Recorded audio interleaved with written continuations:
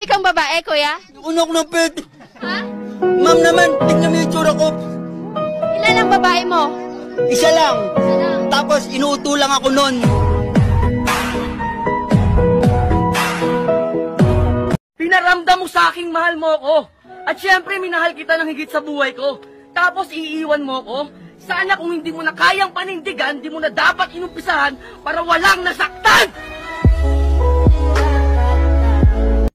Wala silang alam. Akala nila lagi akong masaya. Kasi lagi ako nakangiti. Pero hindi nila alam.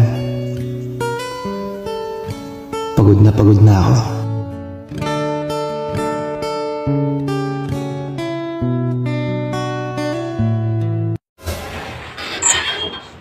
Ma.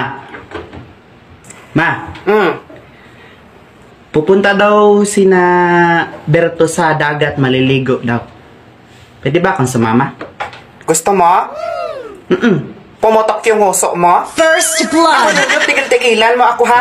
Yung katamaran mo dito sa bahay, hindi ka nga makatulong sa akin sa mga gawain dito, gagala ka na naman. Double kill! Ako noon, nung panahon namin, bago kami kumala, magpaalam kami sa nanay namin, tapos na yung trabaho dito sa bahay.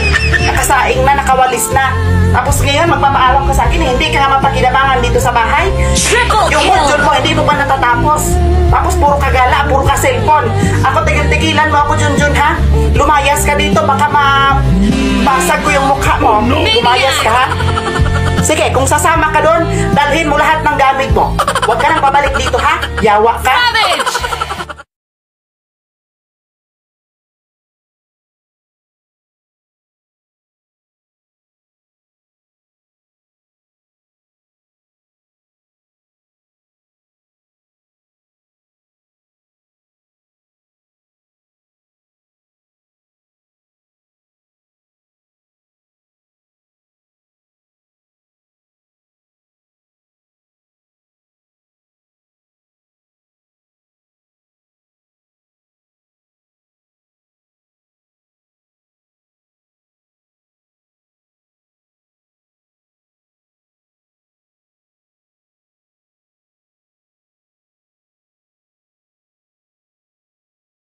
Sa buhay ko'y walang kaplano-plano.